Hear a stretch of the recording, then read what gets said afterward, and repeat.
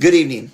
Before we begin tonight's live episode, I want to first start out by saying that we'll be discussing some very tough cases to talk about. In the United States, all parties are considered innocent until proven guilty, and this evening, we are standing by that statement. That being said, a majority of tonight's episode is alleged with some proven fact thrown in. As of this broadcast, one of the participating parties that we'll be discussing is still currently on trial. As always, the views and opinions expressed in this podcast are those of the creators and guests and do not necessarily reflect the official policy or position of any other agency, organization, employer, or company. Assumptions made during this podcast are not reflective of the position of any entity other than those of the guests and creators. These views are always subject to change, revision, and rethinking at any time. Now, grab your drink and enjoy our 2-hour episode, Murders, Murdaugh in Idaho. Just watch me breaking your sweat. You're falling into me, touch me, I swear. You would do anything that I want, so keep us awake till the dawn. Baby, feel free. I wanna make you sweat on me. Hello. The music continued as we entered. I've not had that happen. Chrissy, welcome to another episode of the CJ Unedited podcast. This evening, we're talking about murders, and even though it's very sad, I think these cases are very interesting to talk about. And as you know, we have some friends waiting backstage. Right now, we have 2 of our 3 members backstage. But we're going to introduce them, and as the other one pops on when she can, we will be bringing her on. So first and foremost, let us introduce newcomer to the podcast, Brinkley. Hello. And then we are introducing Vicky. Yes. There is no sound.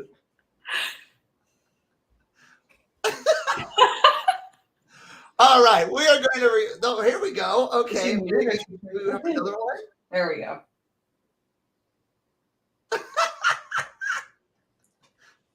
Queens. I can't hear you. All right, and this is why we have Missy and Vicky, guys. Y'all know Missy and Vicky. Come on, difficult discussion. Woo! Up there. I hear them. All right, well, they figured this out. We are going to remove them backstage real quick.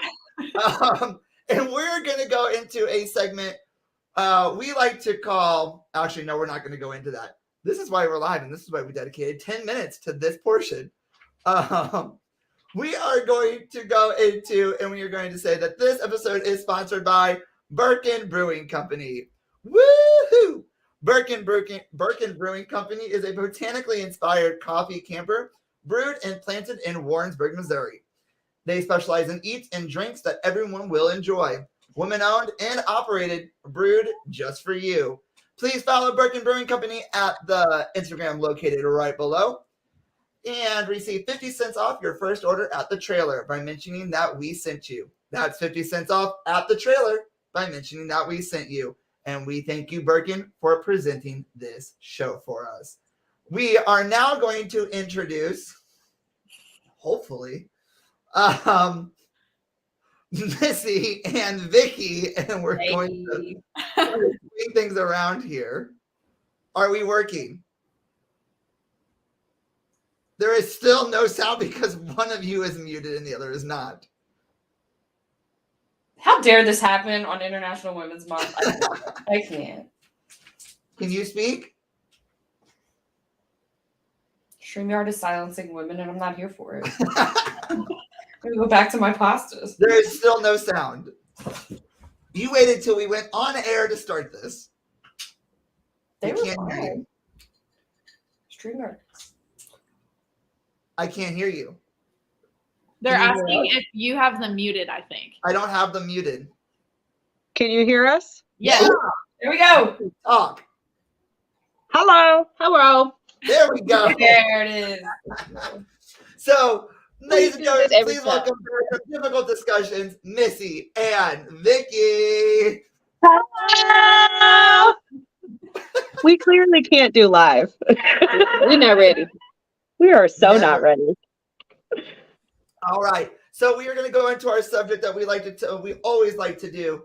As always, what are you drinking tonight?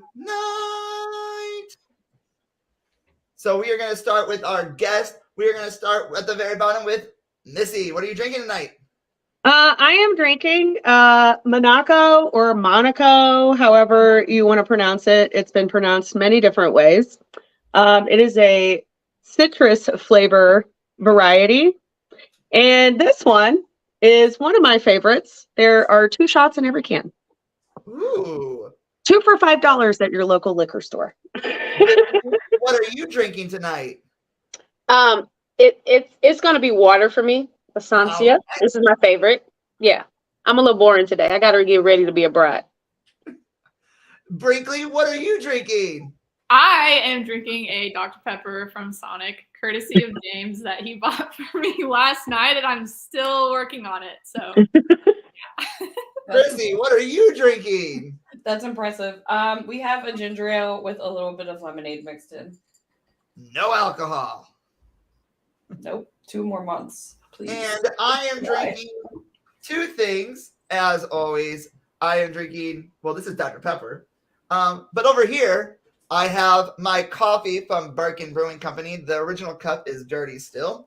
So it's time for our new segment that we like to play called Name That Coffee Flavor. So everyone gets to take their pick of what they think that is inside this cup. We'll start with Missy. My favorite, a blonde roast. Okay. Vicky? I don't know, dark roast. Oh, they're like really going basic coffees. well, I mean, that's what I drink. I'm trying to think of the flavors that they told me when we got breakfast that one day,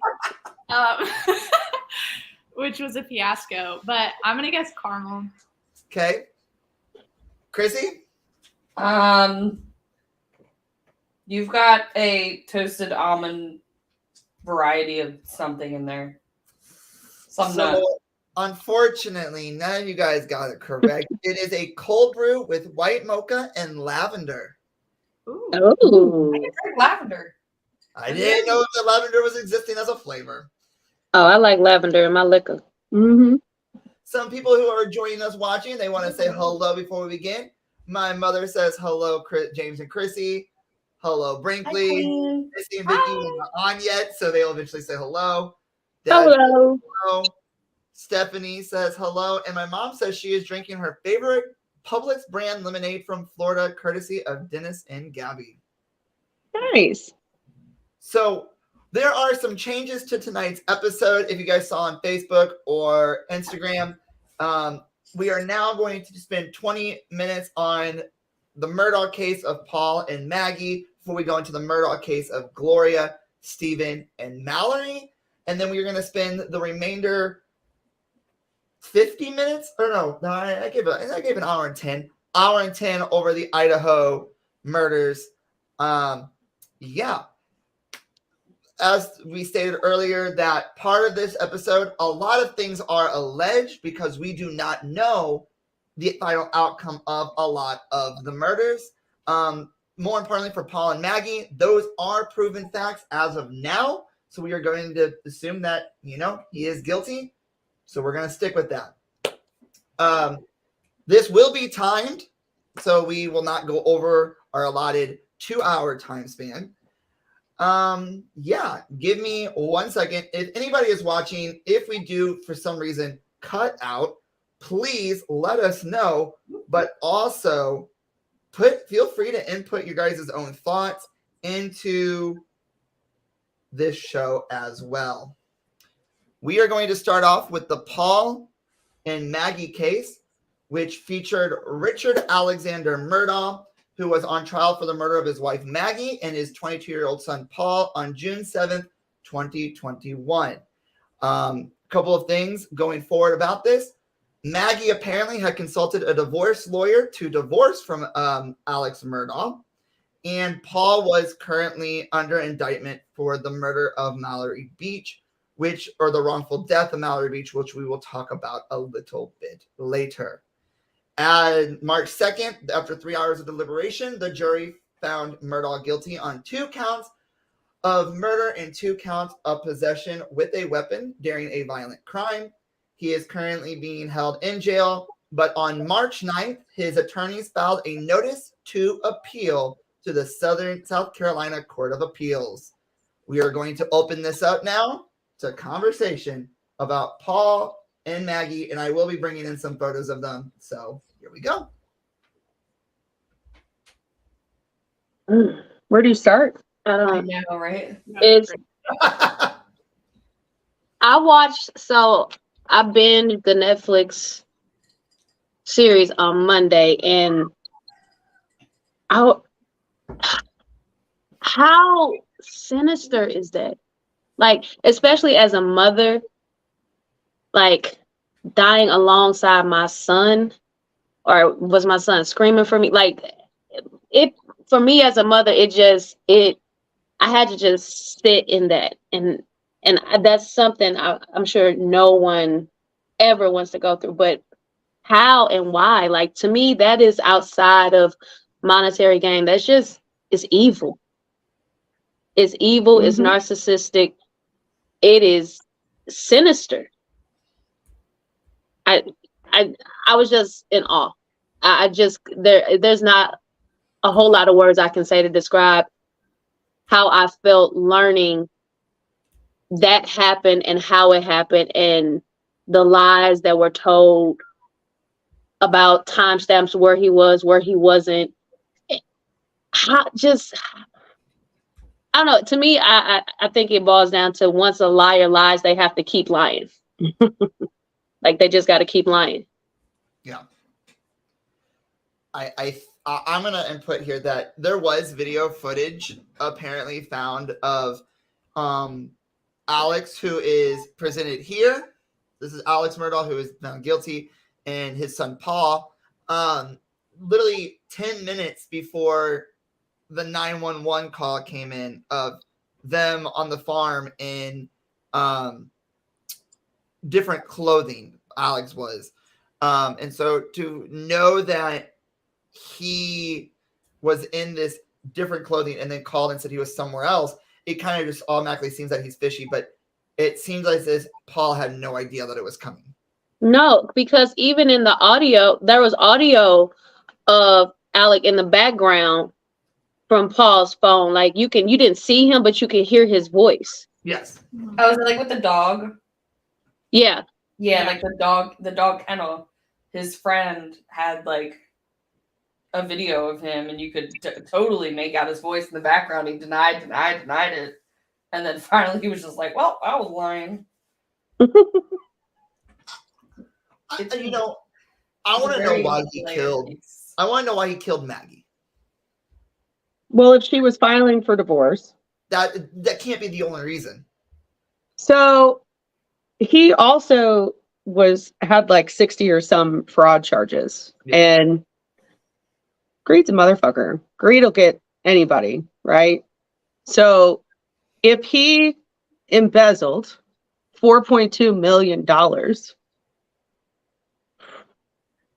it was insurance fraud. If he was able to do that, and he embezzled other money from the company that his great grandfather founded, right? The firm. Maybe Maggie knew that and was going to sell him out. Maybe Maggie knew some of his secrets, because there's a lot of stuff that follows that family. Mm-hmm. She's been with him since college. So, I mean, obviously it's all speculation, but my thought is money. Honestly, it's divorce because there's money, and then there's also an opportunity for some of your deepest, darkest secrets to come out, because your spouse knows those things about you, right? So, and the whole family was not very, I mean, they were very, bravado. They were very obviously privileged. They, walked around like they owned the town because they did. Yeah. Because they had a hand in 5 different counties. So, I think it's highly likely that divorce is what prompted the murder. Now, Paul, on the other hand, I think that probably could have been the case too. Because we also don't know, were there any life insurance policies? Were there, with Paul, he was in a lot of legal trouble. And maybe it was like, I've had enough of you and your shit, right? Yeah. And I got, $1 million life insurance policy on you. I mean, obviously the man had no heart. So, Yeah. And then him trying to, like, what it sounded like, trying to pass off the murder of Paul onto what was her name? Maggie, the victim of the boating accident's boyfriend. That was Mallory. Mallory. Yeah. It's just such a layered case. Like, we could even revisit it. Like, every day there's something new that's revealed. It's just interesting that these people that had so much, to the point where, like, with the boating accident, and then the kid on the side of the shore was like, yeah, he's Alex Murdaugh's son. Good luck with that. Like, good luck with trying to have a case, because, like, they all just knew the privilege that would Follow. well, and I mean, they saw it. They were witnesses of it. They've been witnesses of it for generations. But my question, I didn't get clarity on this. So you remember the incident in which, like, his drug dealer, right, Alex Murdaugh drug dealer, who, like, tried to stage it and, like, shoot him. Mhm. Remember all the money that he was paying him? That wasn't for painkillers. So was there any clarity on who pulled the trigger? Because I didn't. On who? I saw On who? On Alex Murdaugh? No, who pulled the trigger on Paul and Maggie? Oh. Because they were in the documentary, the Netflix documentary, they talked about, the drug dealer, and a lawyer or somebody got on. It was like, they did the calculation on all the money that was sent to this guy. And he would have had painkillers to last him 150 years. Oh, yeah. So, Yeah. I remember that. So who pulled why did he give this man money? This is me speculating just based on the information I received. Most situations like that, they'll pay somebody. Mm-hmm. They're cowards. Most narcissists are cowards, so they'll pay somebody off because the money doesn't make sense. Why did you pay him all this money? They were checks straight to him, to that guy. I forget his name. Well, I also, adding on to that, I don't know if you remember, I believe this was in the Netflix documentary as well, but before Paul and Maggie got killed, or the mom got killed, there was an instance with the dad where he had pulled over on the side of the road. Yeah, that instance. Trouble, and the drug dealer was supposedly, the way they set it up was that the drug dealer tried to shoot him and kill him. And they had interviewed the dealer actually, and he had said something along the lines of, if I was attempting to shoot him, he would be dead. Because Exactly. he went through it. So I think, like we said, it's such a layered case. And I think my own opinion on this is that he was trying to pay him off to do that, but then the drug dealer wouldn't do it maybe. But I think he actually was attempting to shoot himself and blame it on that guy, on the dealer. But in this case, there's so many layers. Paul had gotten into so much trouble with the law, so his son had become a liability to him. And I think if you are going to either have your family killed or do it yourself, you have to have more than one reason. There has to be a lot of reasons. So I think that's why we can't really pin it down to speculate one reason. There has to be a lot of reasons for you to actually end up going through with that decision. What I find very interesting is how did they build a case? And I can see why his team is appealing. How did you build a case based off of evidence that might not match up?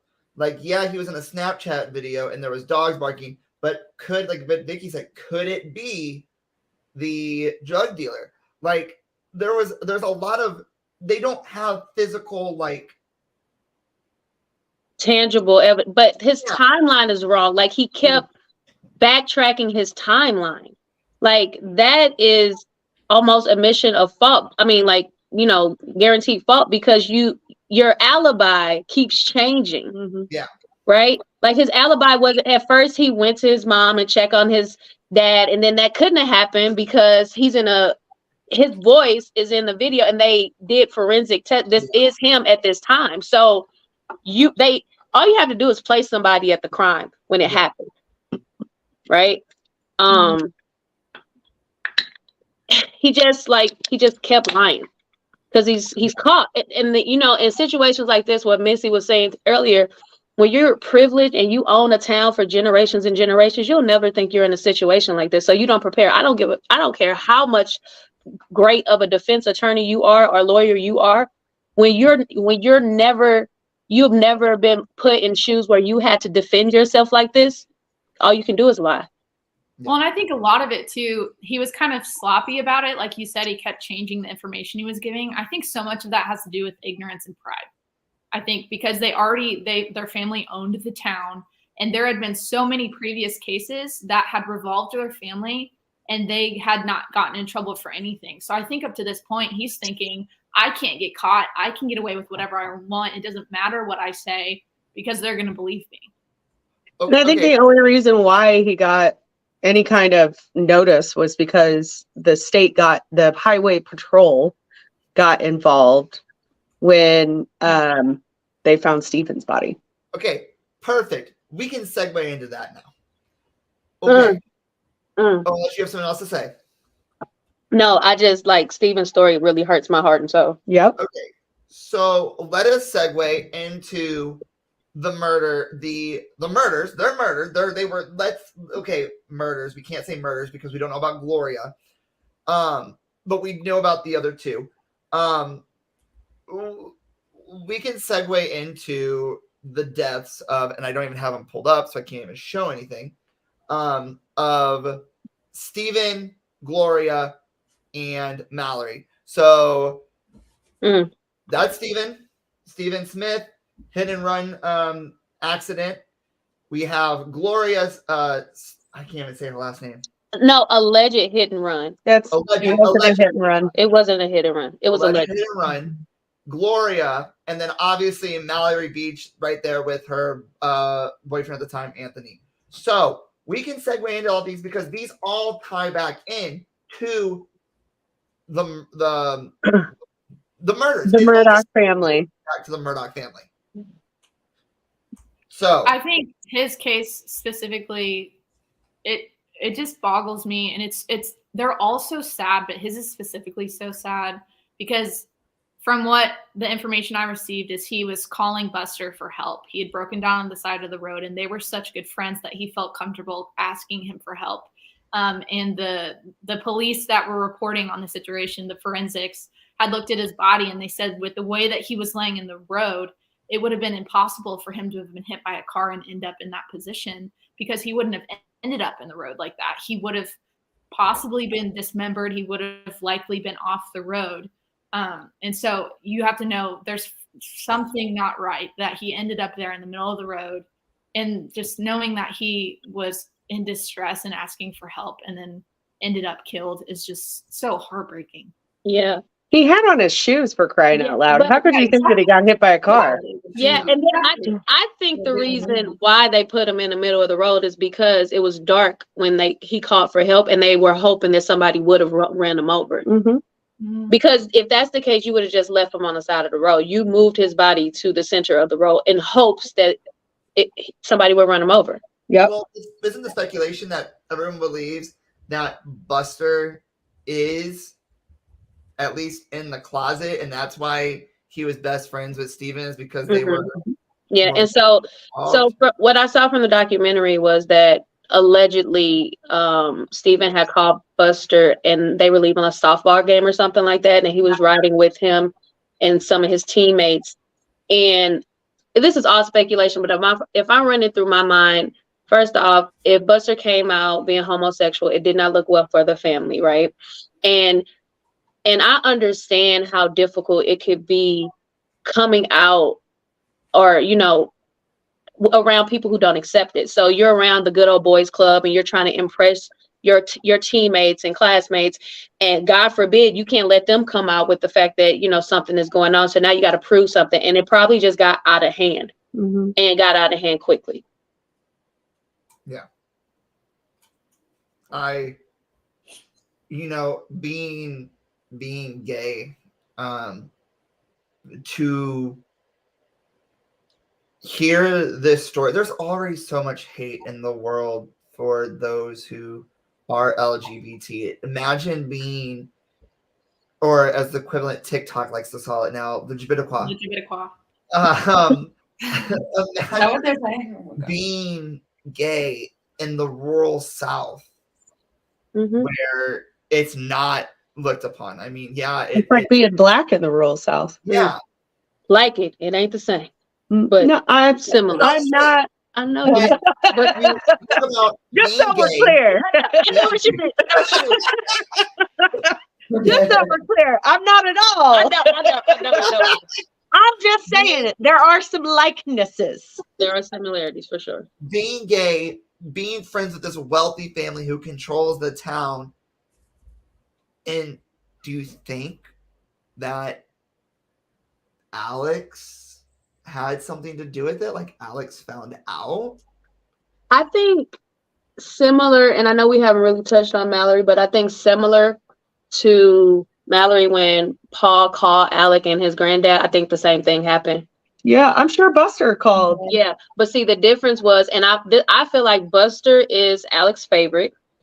So He said it. He's still alive. yeah, so he definitely called his dad immediately. Mm-hmm.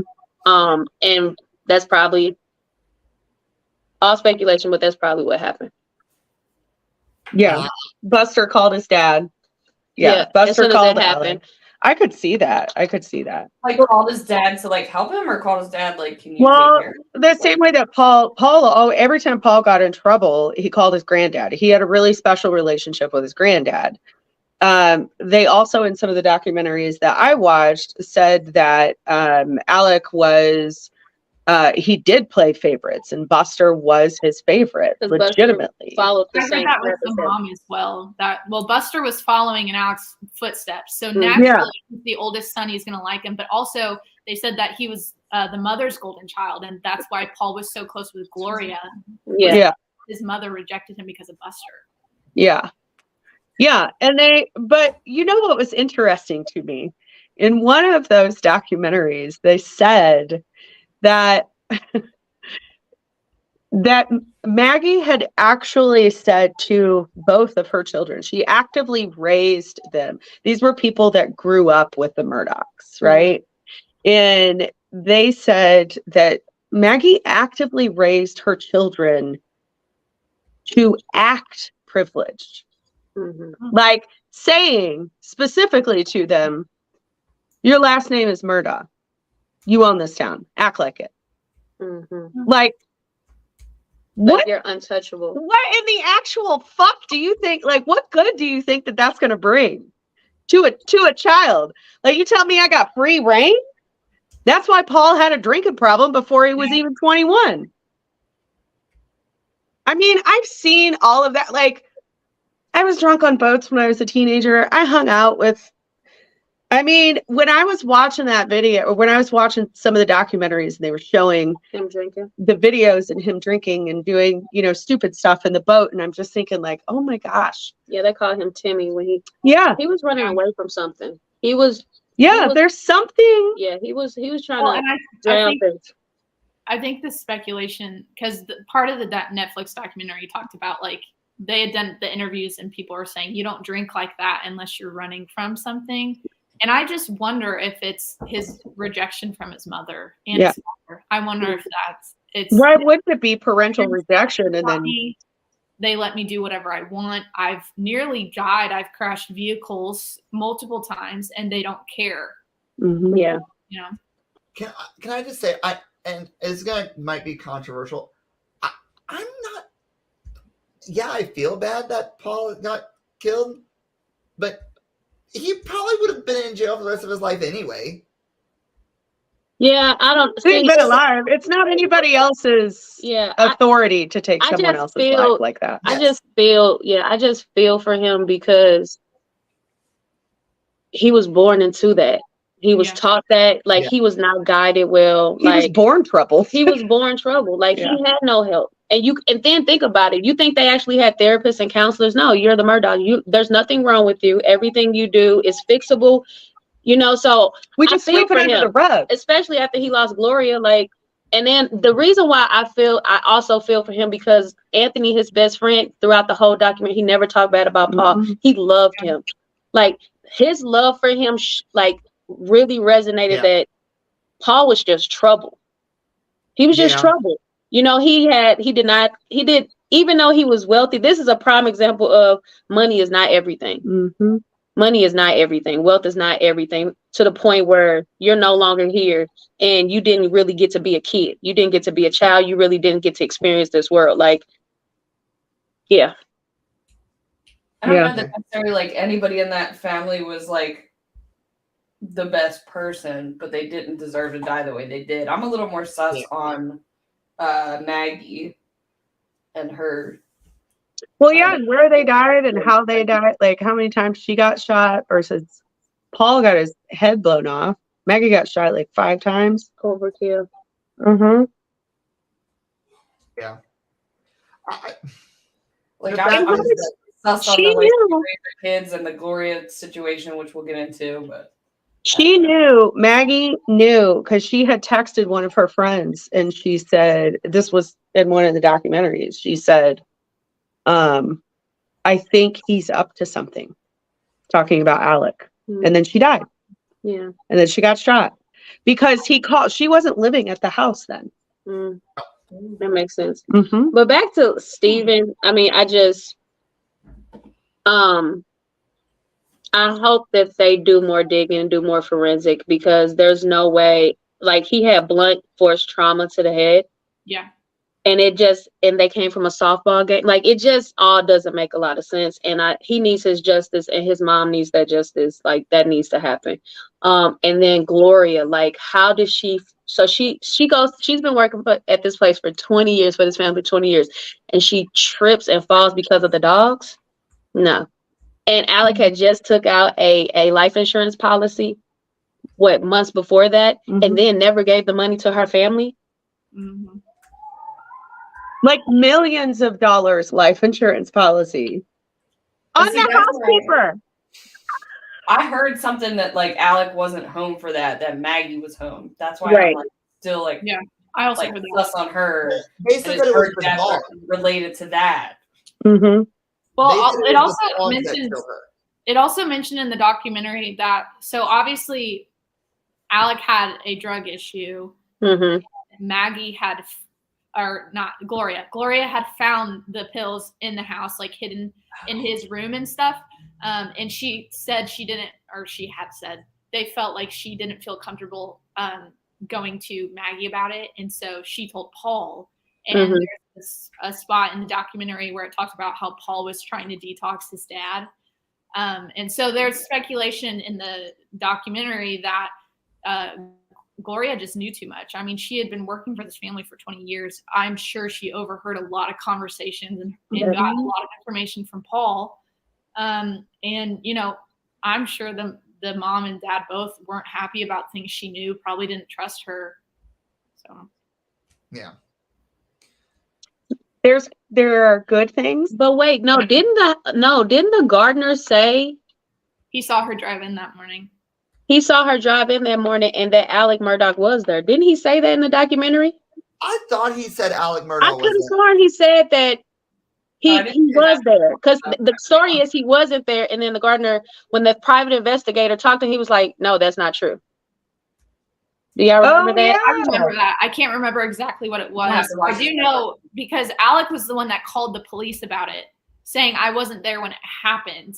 And but why? then- He But was then he changed the story.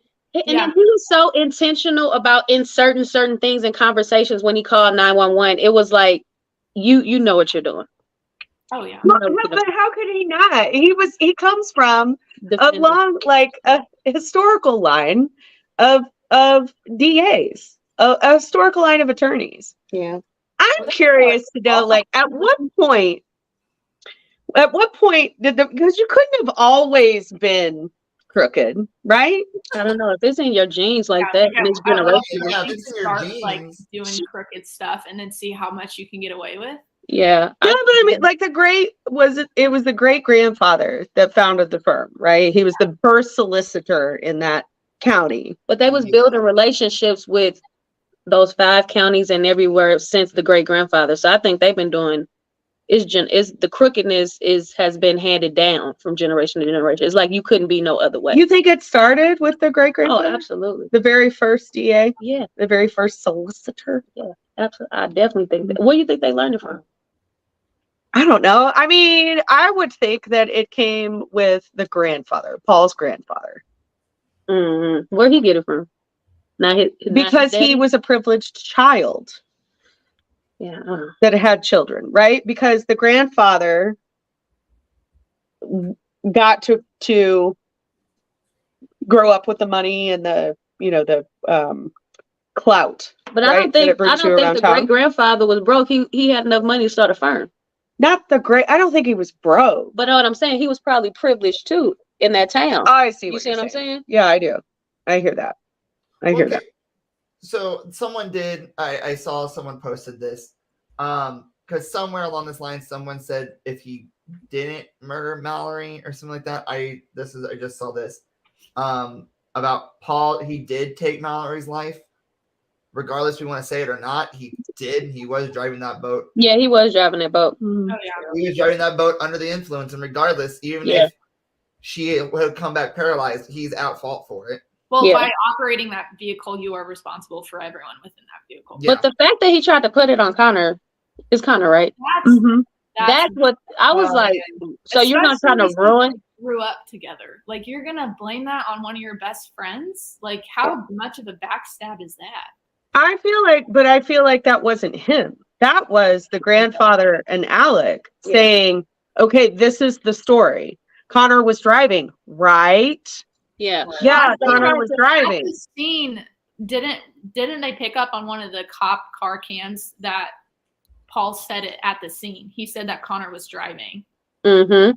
And then, then when they got to the hospital, Alec went around talking to the parents and saying, "Hey, I'm going to take care of him because your son was driving." That's Yeah. I also remember one of the moms saying, "Does anyone call Mallory's parents?" That was yet? Anthony. That was Anthony's mom. And she didn't want to be the one making the The call. call. The I don't want to be the one making that call. Nobody ever called the parents Ever to this day. of Mallory's parents. Nobody ever called them. How they? I thought someone did because I thought they found out. No authority. No authority. Ever called them. No. Oh, okay. I thought someone did because I remember. No, somebody called them. No authority called them. And authority is who should call you and inform you that your child has been thrown from a boat and can't be found. That should come from the fucking cops. That should not come from a neighbor or somebody around fucking town. That's ridiculous. That's sketchy though. Oh my God. I They would were, like, were there autopsies? live like, it. Even What? Yeah. Well, and you look at that. This is what I find interesting and how messed up this whole I town gotta is. find out from Sue Beth. I think as a parent, you think, well, I can sue the police for that because they are required to inform me. But then you think, well, shit, they're tight with the Murdaughs. Yep. So I can't sue the police. What am I gonna hire the Murdaughs, or the Murdaughs gonna defend them? Like, you can't do anything. Well, yeah, they would because they're the DAs. Exactly. So you're just helpless. Like, that's even Or more they would infuriating. have a buddy, right, within the firm. Mhm. Correct. Like the other two of Murdaugh's, Alex, he had two partners, like I think they were partners of the firm that are also indicted on criminal charges. Yes. Mallory, that was okay. So me and Missy was talking about this, and so there's Megan, Mallory, and the 3 M's. What was the Mallory? Morgan. Morgan? And Morgan was Paul's girlfriend, right? Yes. Yes. So this is where we, as women, and as Women's History Month, we have to talk to our friends, because you're not gonna slap my friend in front of me and we stand on this boat. You're not finna slap. I don't care how much money you got and how much influence and privilege you got. You're not gonna smack my friend in front of me and we just gonna be chilling. No, you And call her a bitch? ain't. Yeah, no. Or a whore? Yeah, No. names And- that- yeah. I'm pushing you No. off this boat. So that's what's so crazy, is because You ain't like riding they no were so more. fearful of this one person on this boat. It's 6 of them on this boat. One person on this boat. Y'all so fearful of the authority of this family that you can't even defend your own friend. And I say that to say that as women, we have to protect our friends. Like, we have to protect our friends. Like that night. And I know as a parent that she's like, I'm pretty sure watching these videos, watching these documentaries, Mally's father and mother are like, why did they even get on the boat? Why did they get on the boat? And even not Morgan, I think Morgan and Miley did say, like, we were just gonna go home. We were just gonna get a ride home, but we didn't. And Because Timmy was being very aggressive. yeah, he was being because he becomes Well, they Timmy. said he Timmy's didn't- ass is going in the water. You he said what? didn't wanna- They said he didn't want to leave. They suggested, hey, we can get a ride and just leave your boat here. And they mentioned he was too prideful to leave his boat there. Well, he would have been on that boat by himself. But I know Anthony, as his best friend, didn't want to leave him. That's, And if yeah, well, Anthony that's didn't what want to he leave, said. Mallory wasn't going to leave. But there's so many victims in all of this. And my heart really goes out to Morgan, because she dealt with so much trauma that she has to unpack and live with, and so much guilt that she is living with currently. I couldn't imagine. Like, even when she said at the dinner table, she had alluded, like, after the Stephen murder, she was like, well, do you guys know anything about Stephen? Stephen, they're like, we wouldn't murder that faggot. What? And she was like, she just ignored the red flag. She's 16 years old. Of course she did. Like, I think what's really the part that got me on Mallory was when Anthony was sitting on the edge of the water and he said, if she comes out of this water, I'm marrying her right now. yeah. Like, and the fact that he loved her so much, he has a tattoo of her, like her name and angel wings on his back. Like, that was his best friend. And I mean, I've experienced losing best friends. We've all experienced losing a significant other, a loved one. And so, but to know that their body is not found and that there's a potential that they could still be alive out there, Yeah. that really got to me. That's almost torture. I think it's so different than to just receive the news that someone's dead versus saying, well, we don't know if they're dead or not because we can't find them. Because obviously within you, there's this hope that maybe they're still okay. But Yeah. as time goes on, you're thinking, gosh, I don't, it's not likely, but there's still a chance. Like that is just for her family, for her boyfriend, for all the community that loved her. That is just torture. Yeah. Or like, not even the could they be alive or could they be dead, but could they be somewhere that they need help and they can't get the help? And they're suffering. Mhm. Yeah. Yeah. That's I was, it brought a little bit more peace to know that when they did find her body, based on the injuries, they said that she died instantly. On impact, yeah. Yeah, from the head trauma. Well, no, they said Didn't she so she had head trauma and then she drowned. she drowned? Yeah. There goes, I didn't there see goes that Vicky. part. Vicky.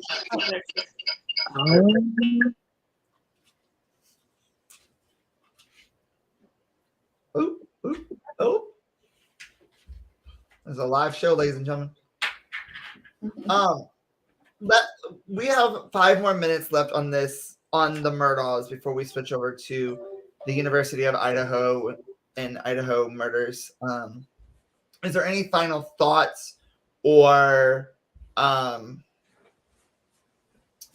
statements you want to make regarding this before we move on?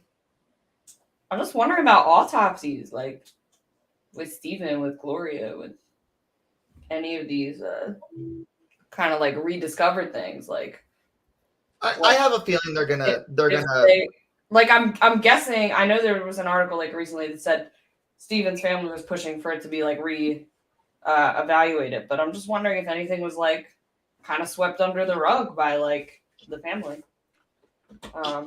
which is freaking awful.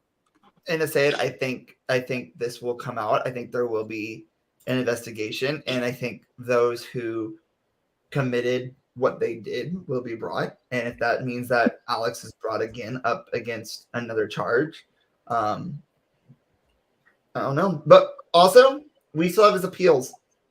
I want to see how his appeals go. Yeah. Yeah. My thought is with like, the families and the loved ones there's just so much loss and so much trauma. Seeing the sister of Stephen Smith and the mother of Stephen Smith, like his sister, that's his twin. I could not even imagine there's that connection between twins, and I couldn't even imagine what that loss must feel like, right? She looked hurt. She looked like she was in pain. And Mallory's mom looked like she was in pain. Even Anthony's parents are everybody who came in contact with this family in this fashion, their lives are forever changed. I couldn't even imagine. I couldn't even imagine loss on that level. I couldn't even imagine for it to be so altering to your existence. That just sounds, I don't know. That's what I think about is the people and the humanity of it all, not just the questions and that's fucked up kind of shit, but the humanity, the loss, the amount of loss that's there. And I just pray for those families. It's just so, like you said, it's so detrimental and life altering. I'm sure all of us have experienced a close loss of a relative or someone really close to us. And you all know, if you've experienced that, like, it doesn't go away. You've lost that person for the rest of your life. And that is something that every single day then you are missing a piece of you. And especially his sister, like a twin, like you literally have never been without each other for your life. And now the rest of her life, she lives without him. Like, that is not something that you can ever move on from. That is not something you can ever heal from. That is just something that you have to just continue living through. And it's just so horrible. There is, you when you say that, there could be a time in Stephen's sister's life, where she has existed on this earth longer without him than with him. Yeah. With your twin, and you're not Elvis. Your twin didn't die at birth. You know what I'm saying? Like, that's it's sad. It's the moments when you realize I'm older than they ever were. I'm now older than they were. And them being twins, obviously that starts immediately. I lost an older brother. And so for me, I got to a point where it was like, man, I'm older than he was. And eventually I will get to a point where it's like, I've been alive without him longer than I have with him. And and again, it just goes to the point, like, it never ends for them. Their life has literally been altered, and it is something they live with for the rest of their life. And it's just so, so sad. So we are going to move to a yet unsolved and might not be solved for years to come case. That she is very close to the screen, and I am not bringing her on the screen while she's that close. We're bringing on to the case of You just want to get on mine? Ethan Chapman, Kaylee Conclaves, Xana Kernodle, and Madison Mogan, who were viciously murdered in the early hours of November 13th, 2022, in their off-campus residence by who we believe, as of now, and who is in jail on the charges of murder, is 28-year-old Brian Christopher Koberger for 4 counts of murder in the first degree and felony burglary. What makes this even more sadder is obviously Kaylee, Xana, and Madison were roommates. Kaylee and Madison have been best friends since they were little. Ethan and Xana were dating. As of some updated information, we will go into this. We will show the pictures of the houses. On February 24th of this year, the University of Idaho president announced that the house that they lived in was bought by the university. And the university plans to demolish it. And scholarships were raised in the name of Ethan, Xana, and Madison. And a memorial garden for the victims has been planned and is going to be built onto the University of Idaho campus. And as a last update, a preliminary probable cause hearing is currently scheduled for June 26th at the Latta County Courthouse for Brian Christopher Koberger. We will get into this now, and we will spend the rest of the time talking about this case, and a case that rocked the world, and a case that is still rocking the world, mainly because TikTok got involved with it, and everyone became. I feel like next season we're going to be back with this. This could be going on for years. Yes. Yeah. And it's not going to go away. The pictures of the houses. This trial could be ongoing the way it's going. I want to first put out foremost. I live in a college campus. So does Brinkley. We live we live literally right across the street from each other. Yeah. To know that this is something that happened on one campus that could potentially happen on another campus, and me being a student in an off-campus house where I live alone, it's very scary. And the fact that 2 out of the 6 people who were in that house survived is even more scary. The scariest part is that one of the surviving roommates came face to face with him and lives to tell that tale. Yeah, I'm gonna open the floor up to whoever wants to go. Again, if you guys are watching on the stream, feel free to input, and I'm gonna put pictures up as we talk. So, I think this case is interesting in comparison to the Murdaugh case, because both cases, not a lot of information is known about what truly happened. But with this case, since it blew up on TikTok, there is so much speculation. And so depending on what videos you saw, you may think this is what happened versus not, but we really don't know. And I think that's almost the scariest part, is that we truly like 4 people were murdered and we don't know what happened. By Like, that's potentially this man. horrifying. Yeah. Like, and they're cute. Look at them. Look, they're young. Yeah. And I sucks that Ethan was in the wrong place at the wrong time, but at least he died with the person he loved. Just what Wasn't happened. I think it even felt worse if he wasn't there. One of them Honestly. was moving in the process of moving out. Is that right? Or did Yeah. Mhm. She didn't even live there anymore. She just All was, of them were just She came was back. back for the it was Kaylee, right? That was back for the weekend. Yeah. She had Okay. already moved out. She'd got a big girl job and she was doing all the things. She had already moved out. She happened to be back that weekend for the big football game.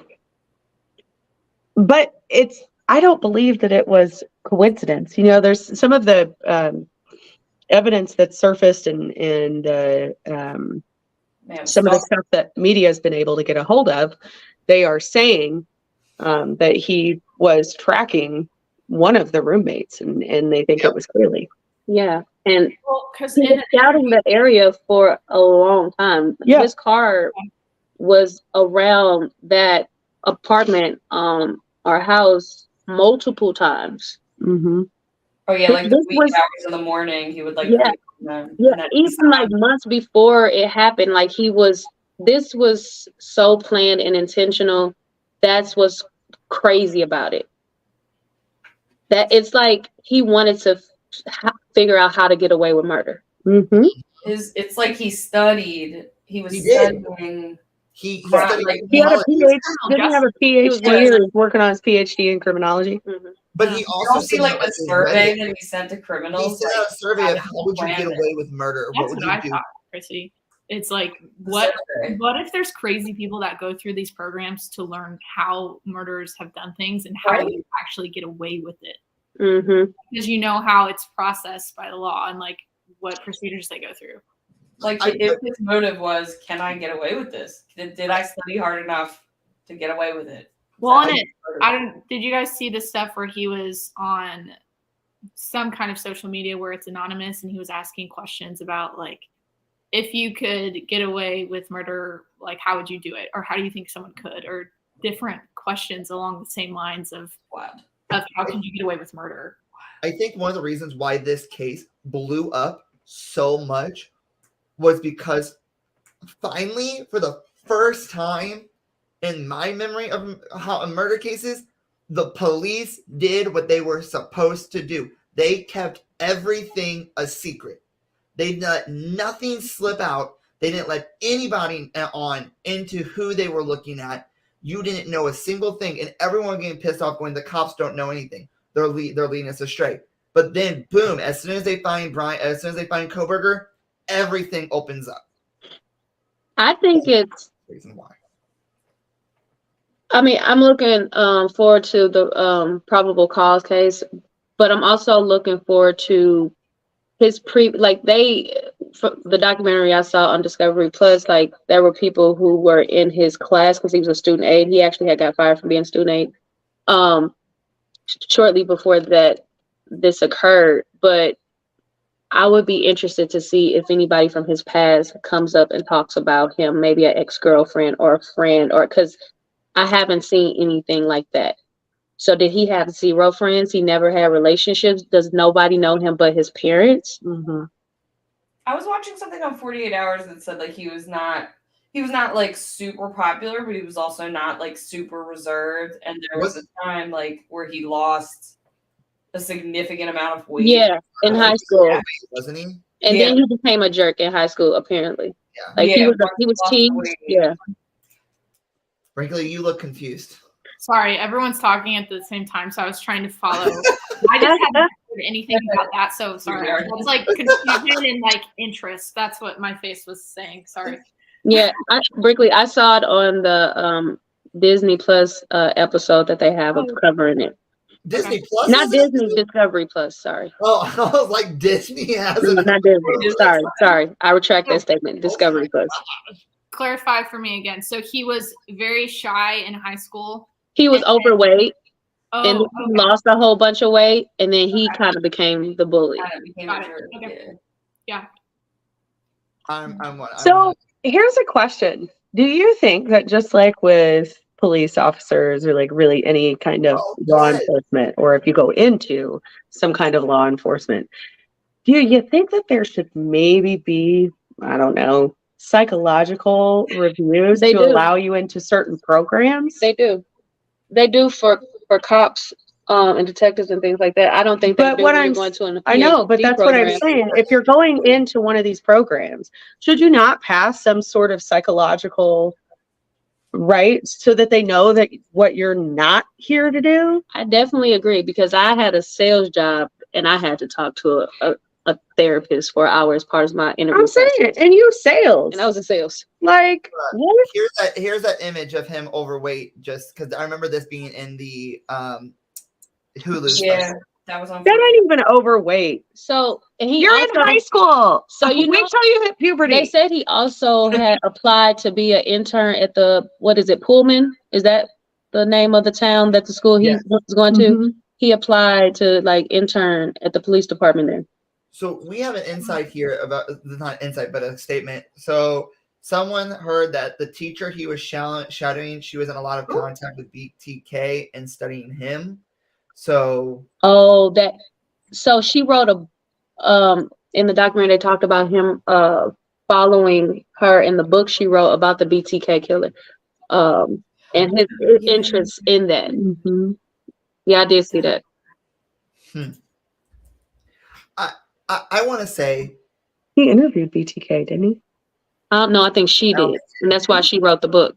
Oh, Didn't they like study him, or they like met him, or I forget? I thought he met him. He met him too. Mhm. And like interviewed him Because for like they something? started corresponding, I thought, and then Well, okay. he met him. Now that's weird. If he was corresponding with the BTK killer who's locked up, wouldn't you keep track of the people interacting with the serial killer in jail? Yeah. There's a lot of those, though. Like all the Like, there should be a list. the Chris Watts fangirls. And the, But there should be a list. Like there should be a list and a health check. It's like a do not fly list. Yeah, like a do not. needs to be something. It's like a DNC do not contact list, No. or only certain people can contact Don't- these individuals. I mean, I know people all Reason about why- He was doing it for a study, though. I thought it was for like some kind of a class project or a deeper, Yeah. like a personal project.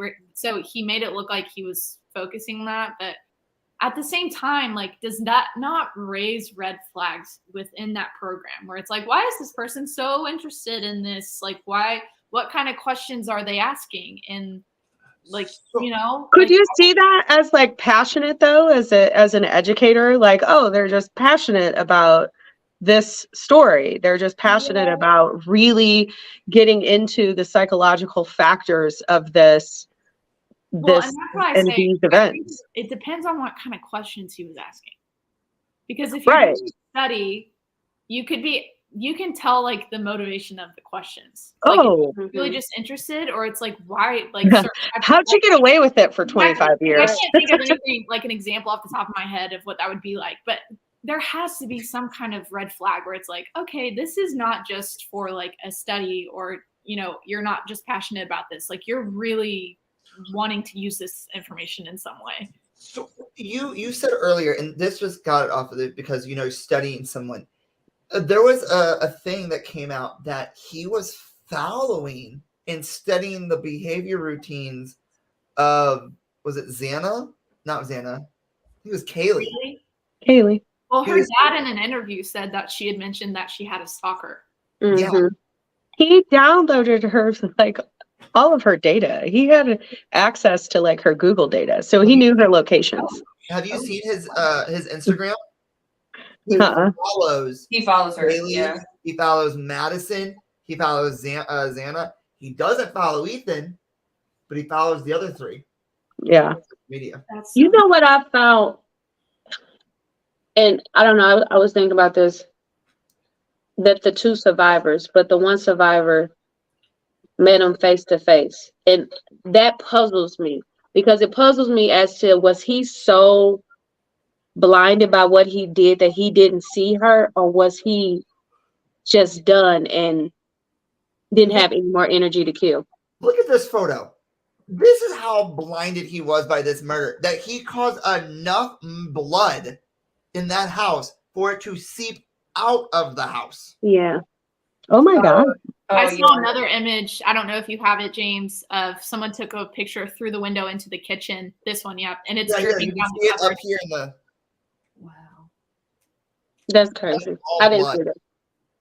To answer your question, though, I did see on one of the documentaries that they said because of the windows in the room, if she had cracked her door open and was looking out, her room with him looking in would have been pitch black. But like with the windows, she would have been able to see him, but he wouldn't have been able to see her because of the lighting.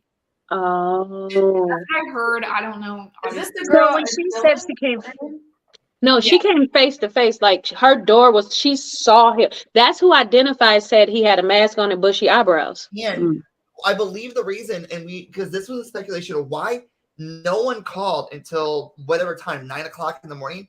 I'm sorry, but if I come face to face with a killer, who's to say they're not gonna walk right back in and I'm on the phone calling 911 and now I'm dead?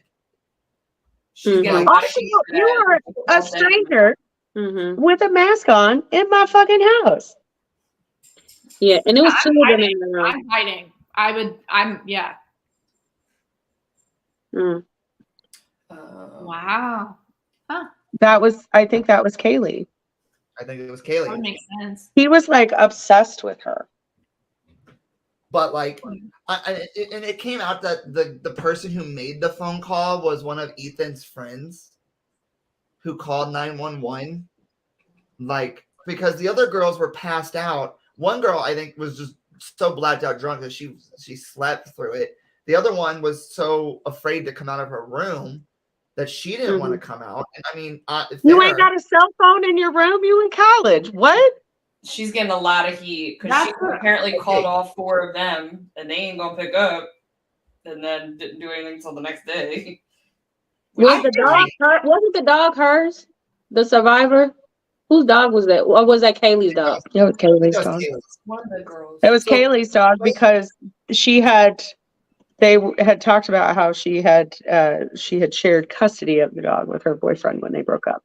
Oh. So here's the thing that confused everybody. There was so many different mixed messages of how he got into the house. But what I believe is he went in the second floor. The sliding door. He knew where they were going to be. So he went upstairs and there she goes to the bathroom.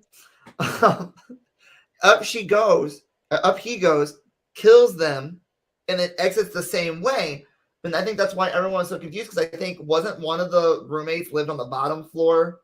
And then that's the floor. Yeah. I think he started at the top and went down. Then he started on the top room through the sliding door. Yeah. But you know what I really believe? If he was scouting that house and that was known as the party house, he'd been in that house before. Oh, that's what I thought too. They probably just didn't pay attention because that's the party house. Because in the documentary, they said that like it'll be times where it's a party there and they weren't even there. So if he's keeping track, this is all allegation. If he's keeping track of Kaylee's movements, he knows if she's there or not there. And then you know if a party is going on at the party house on campus, everybody knows that. Yeah. He's been in that house. Well, and that's something I thought, because if you look through, they had just created TikToks, the girls within the house. They had been creating TikToks up to the night that they were murdered. And in the TikToks, you can see kind of the inside of the house, and the layout is weird. Yeah. It's really weird. And there's like weird step offs and the stairs are creaky. And so I'm thinking like, first of all, he had to scout out the house, because you're not just going to randomly wander through that house and find people in their bedrooms. Like, because of how awkward it was. In there, he had to know the layout of the house. Because he did it in 16 minutes. It only took him 16 minutes. So you had to know that house. Yeah. 16 minutes to take 4 people's lives. 16 minutes. Violently. 16 minutes. And gruesomely take 4 people's lives. I want to say, just someone who studied criminology. Oh, that makes my stomach sick. You are so stupid for leaving the Qatar weapon, or I think that's how you say it. The sheath. The K-bar knife. The He sheet. left the sheath that it was in.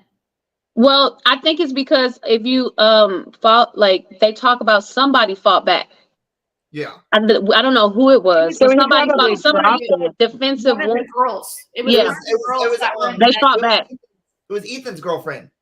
Because I remember him saying something. Oh, because Ethan got up because he heard it, and Ethan got up and then was fighting the guy, and then his girlfriend was like, "What?" So the that's fuck what is going happened. on? Like, I mean, I wasn't there, of course, but yeah, I feel like that's what happened. That's what he wasn't expecting that element of surprise. Well, and I wonder if that's why he left the house in such a hurry that he didn't see the other girl, because they fought back, so he probably got flustered and was like, man, I got to get out of here now. It was from 4 a.m. to 4:25 a.m. Pacific Standard Time, which would have been 5 a.m. here and 6 a.m. In Chrissy's time zone. Mm-hmm. So they shortened that timeline because one of the girls got like Uber Eats, and then another girl was on TikTok at a time after 4 o'clock. I don't like having these guys. Food got delivered like 10 minutes before when it happened. Can we talk about one of the most craziest moments of all, though, is the fact that, and I love the documentary because it came out of thin blue. It came out of like the blue. It just came out of nowhere. This man got pulled over three times. Three times, wasn't it? Three times? Three times. For tailgating. On his way back to Washington or on his way to Pennsylvania? Yep. Oh, Pennsylvania. That's right. Back where he was home. But and the thing is that he could tell his dad was like, shut the fuck, like, shut up. Like, why are you talking? Like. And that's the thing. Do you think he told his dad? Because when they surveillance the Pennsylvania home or whatever, because the cops watched him for a while. He kept going to the trash can with gloves on. Like, as a parent, I'm like, what the fuck are you, Xavier? Why you keep going to the trash can with gloves on? Like, as a parent, I'm like, what? What are you doing in my house? What are you doing? Why do you have gloves on? I mean, I know COVID is something, but what are you doing? Well, I think, okay, let's look at it this way. Is a good parent going to raise a child that does stuff like this? Yes. Because you don't know how your kid's going to turn up. You don't know. Involved in his life. So, but the thing is that sometimes people are born, right? You can have some of the best parents. I'm not saying that most of the time in these cases it's related to, psychological trauma that was experienced as a child, right? Mm-hmm. Generally from your primary carers, maybe your mom, dad, grandma, whatever. But that's not always necessarily the case. There have been some, people have raised like, I don't know what happened. I don't know why he went crazy. I don't know why he did that. Yeah. There's several, I've watched some shows. There was a gentleman who was an arsonist, and he ended up setting a nursing home on fire. And I think 2 or 3 of the residents passed away because of it, right? Smoke inhalation or whatever. Mm-hmm. His father is the one that turned him in. He had a good upbringing. Yeah. He went to school, but he had a psychological break. Mm-hmm. Psychological breaks are fucking real. Yeah. They will make people do things that they would not normally do, and it's because they experience so much trauma. It's like this alternate world, and the only way for them to resolve whatever is going on is to light shit on fire or stab somebody in the face or go shoot a whole bunch of people or hurt themselves. I wonder if that's what happened here, and that's why he started stalking Kaylee and was so invested in this and started doing school studies on it. I wonder if that's the case. I think he was just wildly obsessed, inappropriately obsessed with murder. The reason why I so firmly, Brinkley said that it is not that it's from personal experience. For example, so my grandfather committed suicide, and I have his suicide tape. And in the suicide tape, he specifically says, I have great parents. My parents raised me to be a great man. I just can't do it anymore. So you can have great parents and take a life, whether it's your own or somebody else's. Yeah. do I think his dad was obviously made aware? Oh, yeah. You do? I think his dad knows. I think his dad knew. I Why else? don't know. Why else would he go across country? Oh, it was a pre-planned trip. It was a pre-planned trip after for him to go home to Christmas. It was already planned. So that's probably why he did it then, because Coming he over knew here that to his PA. dad was going to Doing come the pick him cross-country. up, and we're going to Yeah, go he- cross country, so the police He ain't never going to know. knows. That's his how I dad- said this was so planned, y'all. Like he planned this to a T. Because I don't think his dad knew immediately, like when they were in the car at least. Because Yeah. if you watch the Exactly. cop tapes, his dad was very friendly and talk like the picture you pulled up, James. His dad was talkative with the cops. He himself was like, "Oh, we're going to get food," and the dad was like, "Oh, we're headed to Pennsylvania." Like he was way more detailed in what they were actually going on, and I myself just think that if he had known what had happened, he probably wouldn't have been as talkative with the cops. Like he True. wouldn't have been Yeah. comfortable with them, you know? He may have been driving if that's the case. No, Although I honestly, to just believe, goes- like, I can goes tell on you right driver. now, if I did some shit like that and I told either one of my parents, they would have drove my ass straight to the fucking police. Mhm. Do you hear me? No, I definitely wouldn't be able to be around them killing people. right? No. No. yeah. I think we are going to like we said, this, I mean, we're not obviously not done with this one because this one is still ongoing and we're not done talking about it. I can not wait to hear the motive, why he did what he did, and if Ethan was a planned member or if he was in the wrong spot at the wrong time. Because if he's been studying Kaylee and all them, he had to have known about Ethan. I don't think it's not that he didn't know about Ethan. I think it was that it was unplanned for Ethan to be staying the night that night. Mm. Because he didn't live there, Yeah, I don't think that was. right? So I think he just it was happenstance, right? He was a what do you call it? Collateral damage. And then you know what also makes me think, since he was stalking her, was he planning?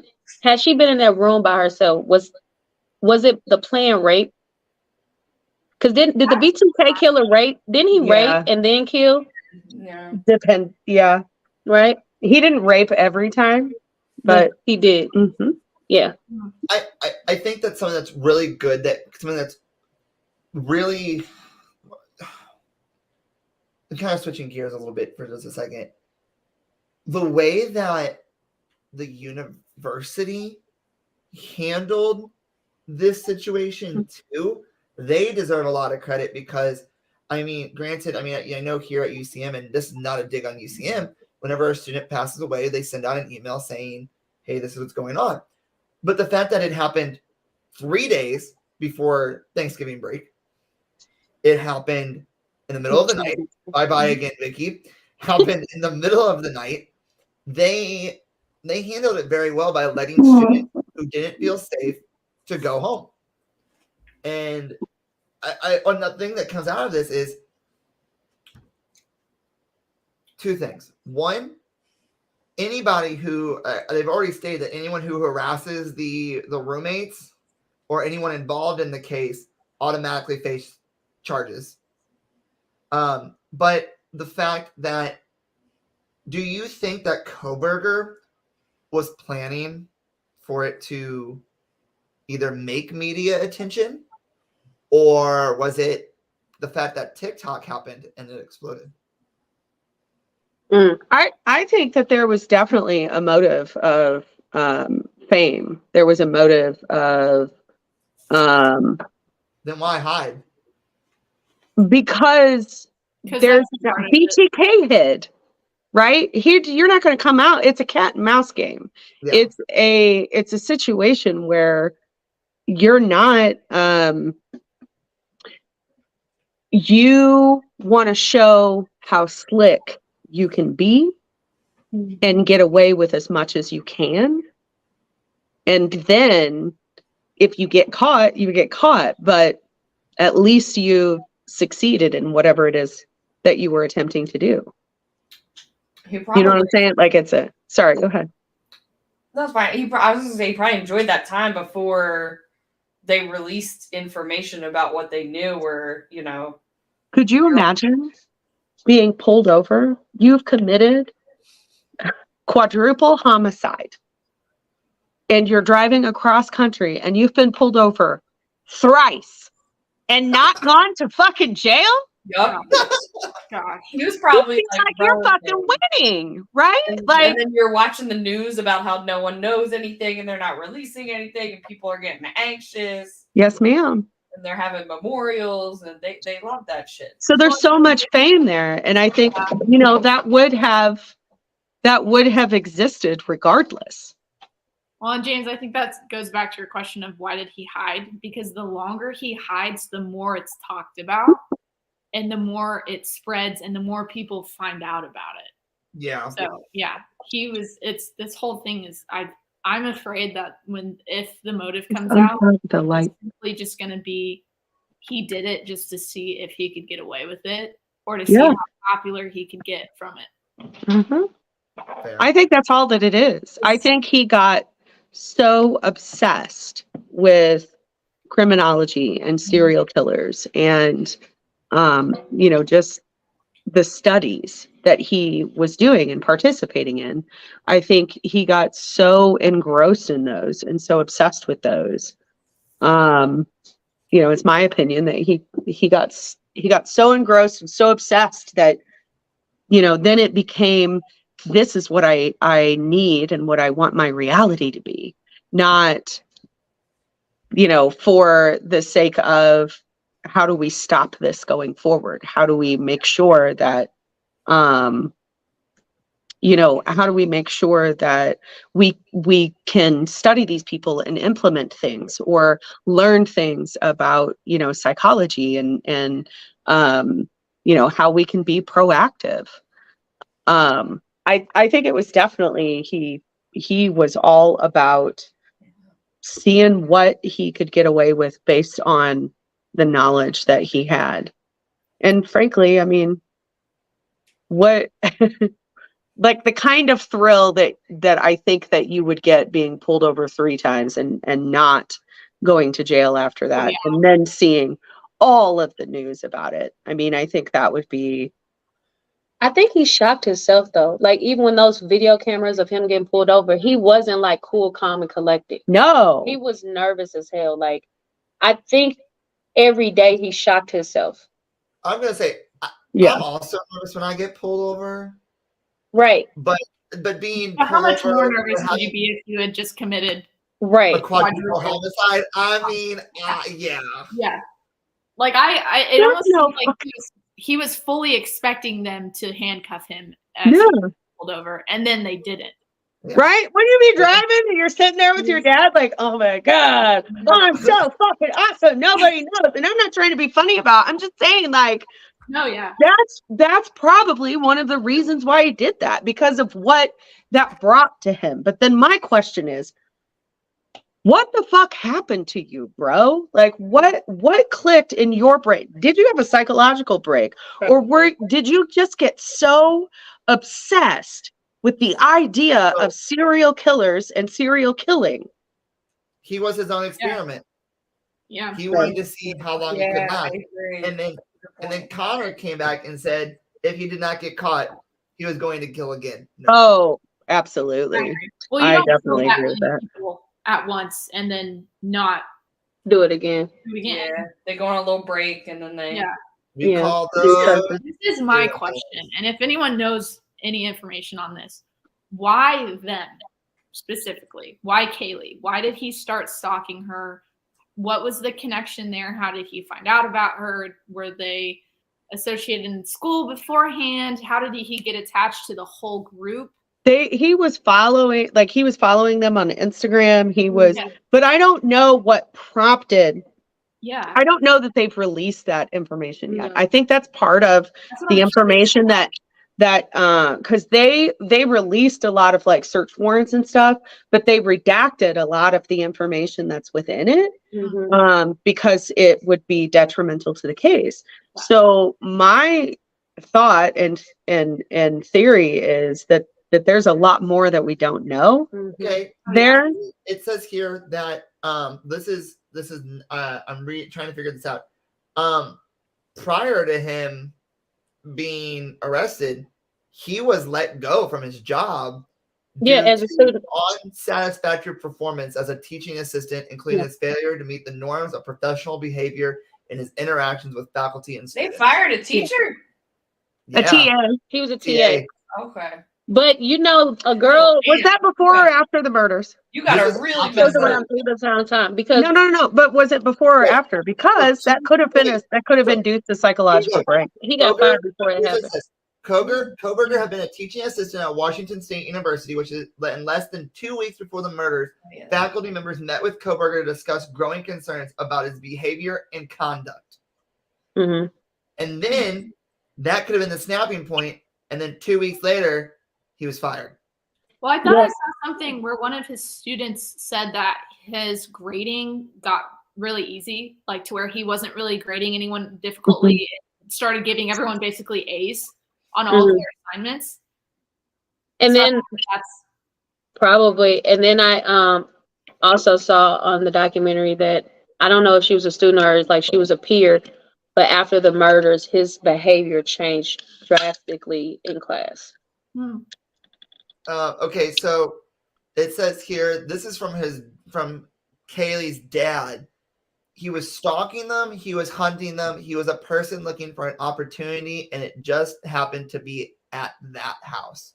Mm-hmm. Yeah.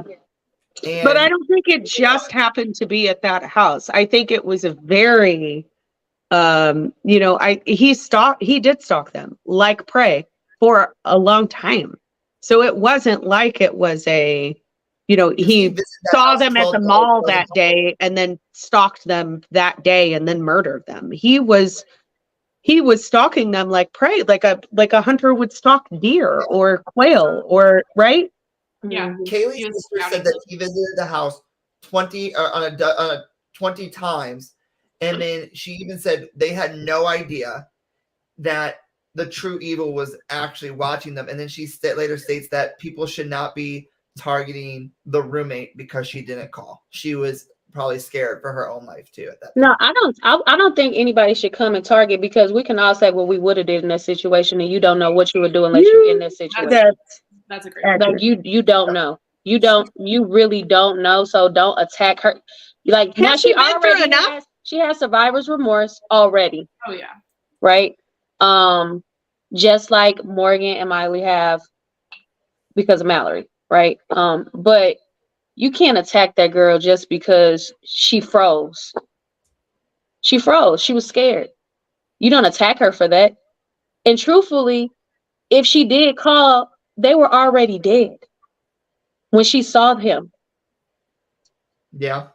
So the people that's throwing that out there, that's not okay. That's Probably hate. Not like she Stay off stopped social anything media from for a happening. That long doesn't already time. happen.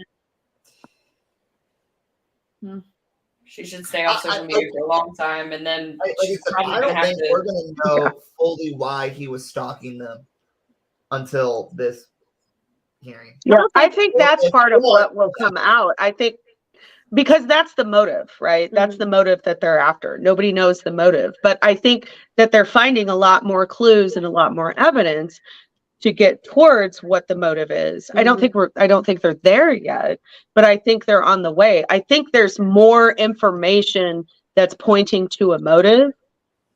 And, I think it's more than,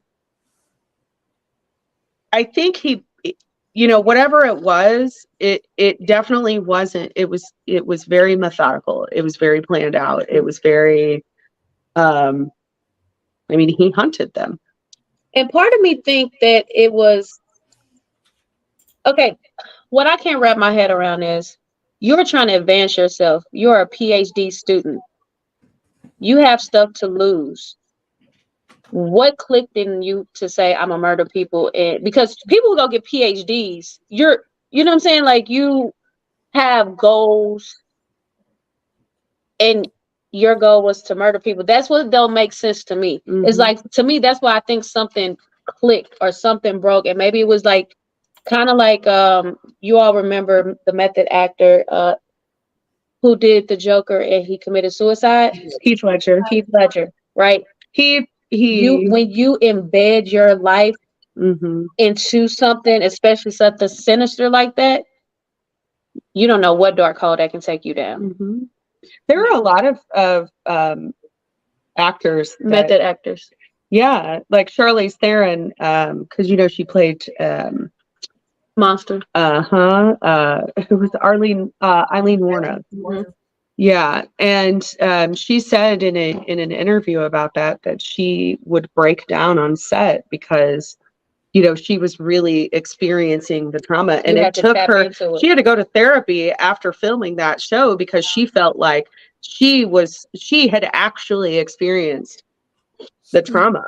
So I want to do something here because I just looked up capital punishment in Idaho.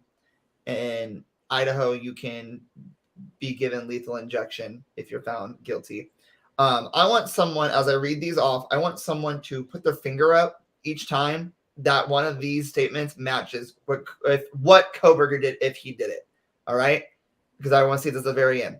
In Idaho, because this is where it's being tried, so this is where it'll be decided. You can get capital punishment for any of the following. The defendant was previously convicted of another murder. At the time the murder was committed, the defendant also committed another murder. The defendant knowingly created a great risk of death to many persons. The murder was committed for nutrition. I don't know what this word is, so I don't think this is him. I'm just going to skip it. The murder was especially heinous, atrocious, or cruel, manifesting exceptional depravity. By the murder or circumstances surrounding its commission, the defendant exhibited utter disregard for human life. The murder was committed in the perpetration of or attempted to perpetrate arson, rape, robbery, burglary, kidnapping, mayhem, and the defendant killed, intended to kill, or acted with reckless intent. The murder was committed in the preparation. Oh, this is sexual child abuse, so that's not. The defendant, by his conduct, whether such conduct was before, during, or after commission of the murder at hand, has exhibited a propensity to commit murder, which will probably constitute a continued threat to society. The murder was committed against. Yeah, that's not it, and then that's not it. So, how many fingers were up? 4 to 5. Yeah, it was like 5. So that second. Can you read that second one again, James? that one. Yeah. Which one? The second one. Read those first two again. The murder was committed. The defendant also committed another murder. Yeah, the one after that. I didn't hear. The murder was the defendant knowingly created a great risk of death to many persons. The murder was committed for rumination or the promise of rumination. So that second one, the murder was committed in conjunction with another murder, right? Is that what it says? Yes. No, at the same time. So In conjunction. Employ another commit the murder for a rumination, or I don't even know what this means, so I'm looking this word up. Well, it could be in multiple murders at the same time. Yeah, so that's why I put my finger up for Money paid for work or service, so he didn't pay for it. But the thing is, for him to get lethal injection, the jury has to be unanimous, or else it's going to be life. It's going to be life sentence. I mean, but this is like I said, alleged. If it comes out he didn't do it, I don't want to come back on and get sued from saying that he should get put to death. I mean, he was hiding his DNA. Well, it's all alleged, but allegedly he was hiding his stuff that had his DNA on it in his neighbor's trash can. Like, Yeah. Not very bright if you're a PhD in criminology. out I in the feel middle of like the night with a mask. that's the first. I mean, for me, First, I'm gonna just tell. I don't believe in the death penalty. Me neither. I don't believe that a government body has the right to say somebody should be executed. Or 12 people have the right to say the government has the right to execute. Because I think about the person that has to push that button or pull that trigger, whatever the case may be. Like, I don't. What I do believe is that we can learn a lot and that he should be studied. Ask, he shouldn't be killed for the same way that he viciously stabbed and murdered 4 people to death. Look at it this way: does him dying change what happened? What value? What value does it bring to kill him? Yeah, it's just vengeance. You're not going to feel better, and nobody on this earth is here to bring any kind of vengeance upon But if anybody you else. can tap it, unlock what caused him and what motivated him, you can probably save lives. Yeah, I So, agree. I think that's a really so good he point. should be punished the same way that Alex Murdaugh is, 4 consecutive life sentences. Yeah, I mean, Or I you think should rot in jail. yeah. You shouldn't see the out. Your freedom should be taken away from you. For Yeah. sure. Maybe even some of that what do they call it? Solitary confinement. Yeah. Could you imagine sitting in a fucking Oh 6 my by God. 6 space Mm-mm. by yourself for 23 hours a day, and the only hour that you get out, nobody else is around you? It is solitary. That is a life of solitude. Like, the guards will talk to you, but they don't like you. They would rather you get beat up on the playground. I mean, so it's Do they I go think that your life. I used to be a proponent for Definitely.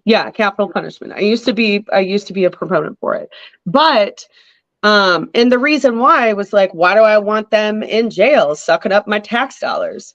And then I really started thinking about it, and I was like, okay, first of all, how many people go to jail that are innocent? A Mhm. lot. Right? So to impose, and I understand, to impose capital punishment, there has to be a lot of evidence that, this is the person. But also, who has the right to say whether someone else deserves to live or die just because they thought they had the right to say that somebody else, like, you're perpetuating it, right? It's like when you I'm not saying don't spank, but I'm just saying, like, you have a kid and you're like, we don't hit, and then you hit them.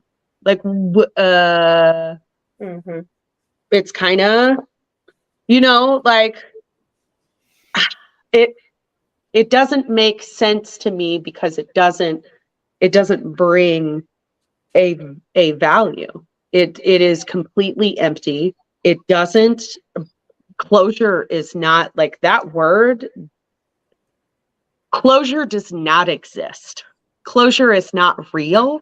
Closure is a figment of the imagination. Murdering somebody else because 12 people and the government said you can, why would that make you feel better? We're gonna throw something else in here. Apparently, according to the capital punishment in Idaho, there is now a proposed bill to introduce firing squad as a method of execution. Are we okay? Are we Handmaid's back in Tale? Twilight Zone and back in, like, 1865? What is happening? But you know what? Connor said again. Connor's on a roll. He will likely be by himself and if life in prison, because he will likely be killed in prison. Yeah, if not, Connor, I have a feeling, and this is gonna suck, but I have a feeling he might not last long in prison. He might take No. himself. They're gonna Jeffrey Dahmer him in prison for sure. I don't know if they Jeffrey Dahmer him. I mean, Jeffrey Dahmer ended up in jail with a relative who Jeffrey Dahmer murdered. But you remember the guy that killed Jeffrey Dahmer? Yeah, he was a relative. No, it was that black guy that killed Jeffrey It's Dahmer. weird looking at No, the who was a relative. To the dude. Oh yeah. Right? Remember the mother that went wild in Oh, court? yeah, that was her. Yeah. That was her family, but that was like her cousin, or like that was a relative You of know, one of the they got victims. relatives of victims. Got I mean, I'm not saying that, but what I'm saying is BTK is still alive. He ain't in solitary confinement. True. He killed a 9-year-old girl. He killed a whole fucking family and hung a 9-year-old girl. He ain't dead. Why is this guy gonna die? Because he killed 4 co-eds? That's true. I mean, I'm not trying to be insensitive. minimalize it or be right. insensitive. I'm just saying that's the reality of the prison systems. These guys that murder people, if you murder multiple people, you're at the top of the fucking food chain.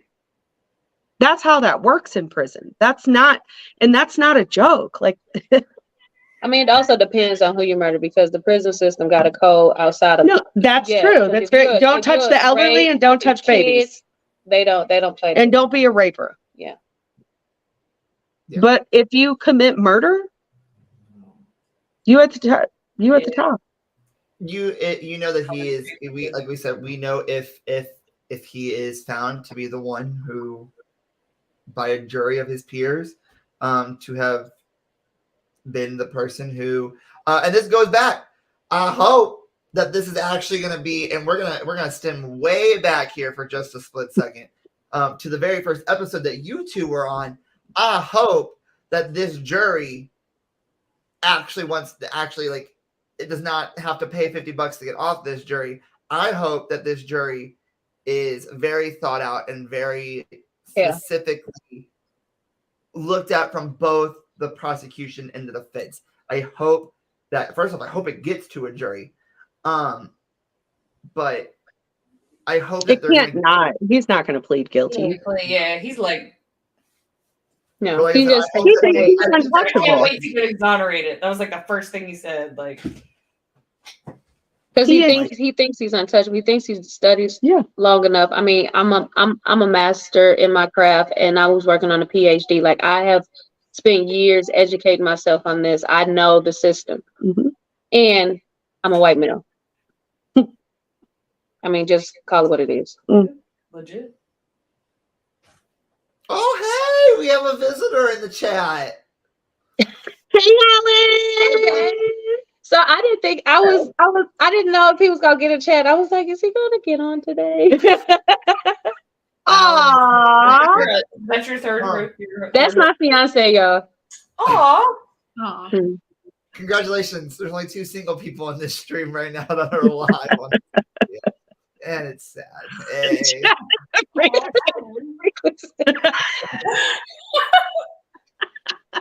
why me and Diaz are best friends. This is why we're best friends. Because when we get lonely, we just hang out together. We have 15. I want to spend like the last like couple of minutes before we go into like what's coming up for our show, what's going on with our lives, because we haven't talked to each other in a little bit, kind of take away the sting of murder and pain. Final thoughts on this case, final thoughts on both cases. We're going to kind of go around in a circle. We'll start at the bottom with Missy and we'll work our way back up. Same thing that I said about the Murdaugh cases. There's a lot of loss. There's a lot of sadness. It's not just the families. There's also a level of impact to that student body and student bodies worldwide, as you noted, or at least, nationally, that are impacted by it, that are traumatized on some level, however small or large. It's sad to know that there are so many people that are hurting because of one person's actions. That one person is capable of doing that. That's frightening. I would also, say that I think there's an opportunity, like with any kind of tragedy or chaos, there's an opportunity to make it right. So taking a look at this and saying, how do we make this right? Do we have to start testing motherfuckers before they enter certain programs? Do we have to start doing psychological exams before you go talk to a serial killer? Do you need to be supervised? Is there a certain list of questions that you can and can't ask? I think it's important to study these individuals, like Victoria said, but I also think that has to be a very limited and specific audience. So I would say this about both of the cases. I am hopeful. First, I'll be praying for peace for everybody that was touched by it. But I'm hopeful that there will be some level of goodness that comes out of it, right? That silver lining that comes out of both of the cases. Something happens that, shifts the political ideations that exist within South Carolina's justice system. Something shifts that allows us to take closer looks at people who are focusing educational efforts in certain areas that could lead to them going off the deep end, for lack of better terms. Mm-hmm. That's my Missy. You are Missy. Vicky. Missy, go again. My heart, soul, and prayers goes to all the families affected. I know a lot of people are affected, but it's got to be so hard on those parents, like, and relatives. Like, that has to be like Brinkley. Those people aren't coming back, and you have to deal with that. And I pray that they find not closure, but they find understanding, for their own peace of mind. These two cases for me also shows the privilege of white males in America still, and what wealth can do from the Murdaugh situation, and what just being a white male. You got pulled over 3 times. Nobody thought anything. You, for the same thing, you didn't even get a ticket. You didn't get arrested. We all know in America, if that was a black man, he wouldn't have got pulled over 3 times. After the first time, it would have been a wrap.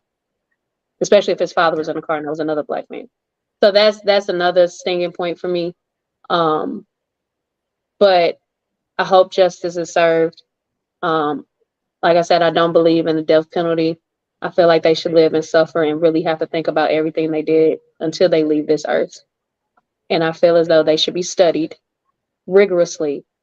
Both of them, actually, because if you, Alec Murdaugh has been doing this a lot longer than the alleged Idaho killer. It's just sad, and I just hope justice prevails. Brinkley, Wow. I mean, y'all how do you made, feel that? I know y'all made really good points there, and I don't know if I can pull anything that's different from what you said, other than I'm hopeful with this case that with how the cops have handled it so far, they've done well. They've done everything they're supposed to do. And so I'm hopeful, and for the sake of the families and the school involved and all the students and friends impacted directly by this, I'm hopeful that they continue to do things the correct way. And while the families and friends are never going to get closure, like we said, there is some sort of resolve when justice is served. And I feel like, other than the loss of the people that died, the biggest robbery from the Murdaugh cases was because those families didn't get any justice for the losses. And that just doubles down on how horrible it is. And so I'm hopeful that is what happens with this case. And I'm hopeful also with Alec Murdaugh, and as we find out more stuff about him, that those other cases are looked into to serve that for those families, because they deserve it. They really do. And so I at least for this Idaho case, I hope that's what happens for the sake of the people involved. And yeah, like Missy said, I just really hope that good things come from it. That we can learn. I mean, with the Murdaugh case, how we can learn to not allow corruption in cases like that in law system, how we can learn new regulations or things where people have to be checking each other, where accounts and money has to be tracked better, or in the criminal justice system, people are checked out more thoroughly, and that they have to report more on what they're studying and exactly what the information they're looking into. Or, in anything past that we could possibly learn from these. Chrissy. I thought these cases were both extraordinarily sad and heartbreaking, but at the same time, really interesting, multifaceted, like very layered. In terms of the Murdaugh case, it's a very interesting kind of like commentary on society, how the people at the top don't have any regard for anybody below. It kind of seemed like no matter what wealth this family had, it was never at least for Alec, it was never enough. And regardless of having all the power and fame and wealth in that area, there was still a need for selfishness and corruption and for whatever he had against his youngest son and wife. So I find that like a little bit fascinating, kind of in a bad way. Like, what the hell? It's interesting to look at. I really hope they discover like mentally what may have caused that. And I'm just interested to know with these other like side cases, like we were saying, like, will there really be justice served, and will there be justice served for the people that may have helped and assisted him with sweeping things under the rug for so long? Like, why was there no information about autopsies released about like Stephen Smith and about the housekeeper and the others? And I think we'll be seeing a lot more of that, updates on that coming up. Sorry, that was my dog. Oh my God, I thought it was my cat. I knew that was a dog. She was like, she just got back from a play date. She's beat. Daisy does that. She's like, Uh-huh. Weird noises. as far as the Idaho case, again, like, love, respect, prayers to the families. I'm about to be a mom, and I'm probably only going to have one child. And for that dad that got up there and said, "This is my only child," like, I don't know, like, just the pain in his voice was too much. Maybe it was a little bit the hormones, but it was like too much for me. It was sad. The amount of like hate that the one roommate was getting, like, it was a lot. I hope that she stays off social media. I hope that she, gets some therapy, and she's going to have to probably be going to court and seeing Brian Kohberger and probably having to identify him. I just can't imagine like being in that situation.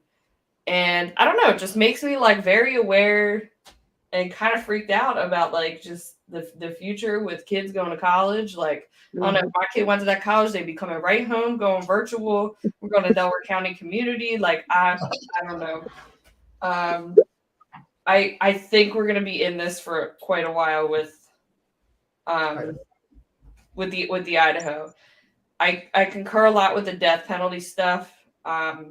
Just one, as like a Christian woman, and two, like, I don't know, ever since I saw Green Mile and like the whole George Stinney case, like, I just can't do it.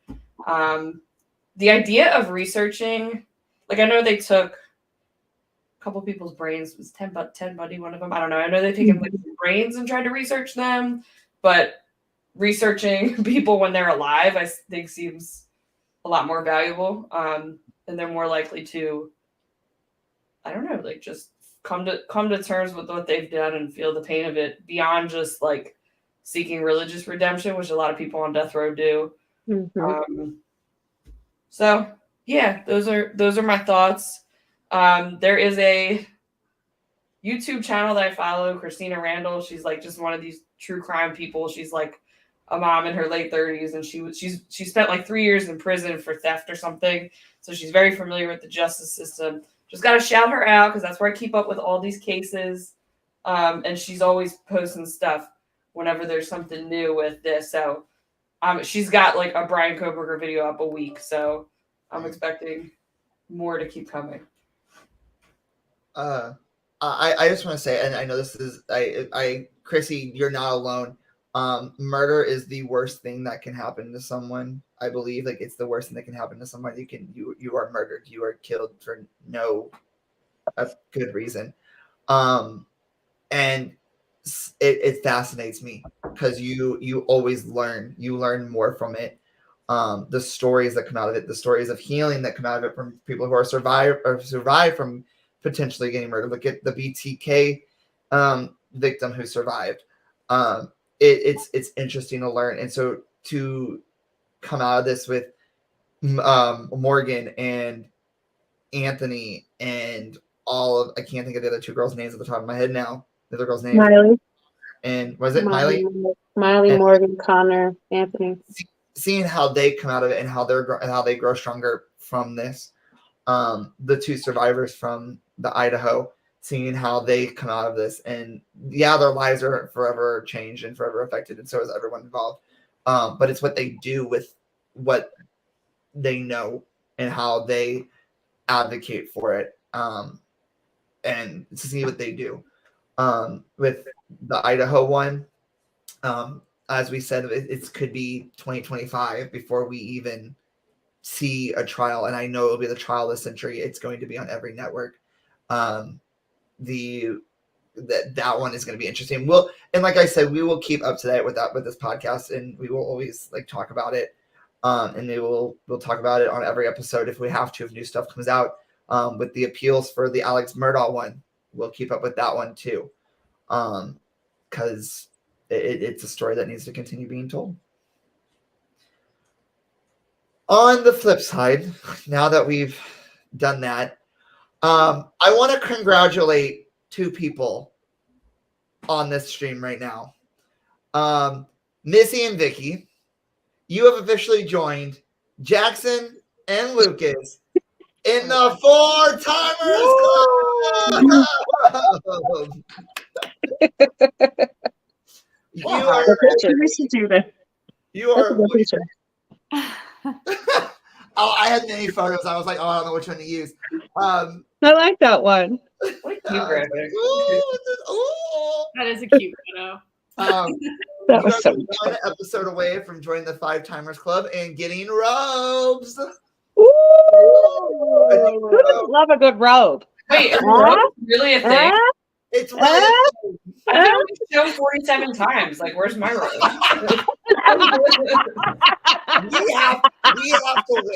we have to wait until actually this is episode 40. This is episode 51, by the way. Ooh. Betsy Dubs, congratulations. Hey. It's nice that you guys have come back on. The fans love you for coming on, and we're excited to always have you back. And it's always a good time. You know, we never know what's going to pop out of Vicky's mouth. We never know what's going to pop out of. I was very PG today, y'all. We don't know when we're going to have. We're going to hear about less shoes being stolen in New York. We never know what's going to happen. Or penal issues on Crazy News Reports. This most certainly won't be the last for you guys. Brinkley, this will most definitely not be the last for you. This would have been your second. Oh yeah, I know. Gosh. But we will have you back on. Maybe you can join us for a Crazy News Report. Ask the two down below. It's always a fun time. Crazy They're a News good time. Report. Crazy News Reports is the best. Guys, I am super excited for what we have coming next week. Next week, Lucas returns, so he will be the first person to join us in the 5-Timers Club. It's gonna be exciting. We're gonna talk to him about his thoughts on Survivor, since we have a Survivor draft with him. We are going to talk about our trip to New Jersey to see him, and then maybe we'll have a scavenger hunt. No, I'm just kidding, Chrissy. No scavenger hunts. We'll be on air for 2 hours waiting for me to get back from wherever you sent me to. I would just say keep a bunch of stuff in your room. You never know what we're gonna need. But guys, let's make a deal. Put in your office. I did have to move like half of the upstairs in here to start getting the nursery ready. So it's me and Rob and the dog. We're all in this room all the time. I want to see a very porcelain doll that looks like one of our co-hosts. No, my mom got Chrissy a porcelain doll that looks just like her. She's in a base. She had to go to the basement. Oh. She's down there till Halloween because she was in there. But I guarantee you, she kept creepy Mickey up in her house. She's a little creepy. Oh, she's so cute. Mini Chrissy is a little creepy. We gotta put her in the basement. We are going to run through our show handles real quick. If you guys want to follow our legendary guest, you guys can follow Difficult Discussions at Difficult Discussions on Instagram. There is another Instagram out there probably. No, this is the one you want to follow. If it's a yellow logo that says Difficult Discussions, that in purple, that's the one you want to follow, not the other one. They ain't getting no name drop on this podcast. Thank y'all. If you guys want to follow Brinkley, and fun fact, guys, Brinkley does a majority of our graphics for our show. Nice. Yeah. If you guys want to follow Brinkley, her Instagram is @BrinkleyBeever. My mom wanted me to say in the basement. What? She's like a Halloween decoration. She's got a pumpkin, right? If you guys want to follow, She was in the baby's room. I had to move. She'll have a place. We will find a place for her. if you guys want to follow our Instagrams, it's @CRossMac_4. Mine is @JHanton. Our podcast Instagram is CJ Unedited Podcast. And remember, next week, March 23rd, 7:30 p.m., 6:30 Central, Lucas returns. I want to say thank you to you three for joining us once again. It was fun. Right word to say? It was fun. You could say that. Yeah. It was nice to talk about you this. enjoyed the conversation. Yeah. Let's say that. Yeah, good dialogue. But for everyone out there watching, hold your friends tight, hold your loved ones tighter. And until we see you guys next week, stay safe, stay happy, stay healthy, and remember to live your lives 100% unedited. Good night. Later. I like how we all